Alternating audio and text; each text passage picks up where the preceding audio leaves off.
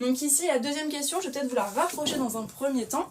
Donc on a les courbes suivantes, qui sont des courbes de fonctions polynômes du second degré, et on nous demande dans quel cas le delta est positif. Donc on n'a que des courbes de fonctions du type ax au carré plus bx plus c, des polynômes du second degré.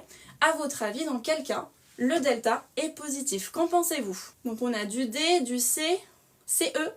Qu'est-ce que vous pouvez me donner comme justification pour ceux qui ont répondu?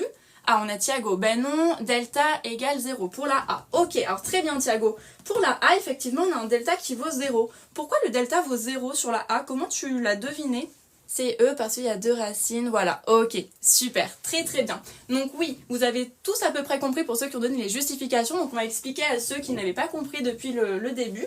Donc quand on a un discriminant positif, le delta c'est notre discriminant, on sait qu'on a effectivement deux racines ici réelles, on est sur les réels. Donc on a deux racines réelles, ce qui veut dire que l'on a deux solutions de l'équation f de x égale 0. Ça veut dire, d'un point de vue graphique, que l'on va avoir deux intersections entre la courbe et l'axe des abscisses. Ici, il n'y en a qu'une. C'est pour ça que Thiago nous a dit, ici, le delta vaut 0, parce qu'il n'y a qu'une seule racine. Et effectivement, quand le delta vaut 0, on intersecte du coup une seule fois avec l'axe des abscisses. En fait, cet axe-là est une tangente à notre courbe. Ici, du coup, on va avoir zéro solution. La courbe n'intersecte pas l'axe des abscisses. Ici, il y en a bien deux. Ici, 0. Ici 2, ici une seule. On a en fait l'axe d'abscisse qui est encore une fois une tangente de la courbe. Donc effectivement, c'était bien C et E.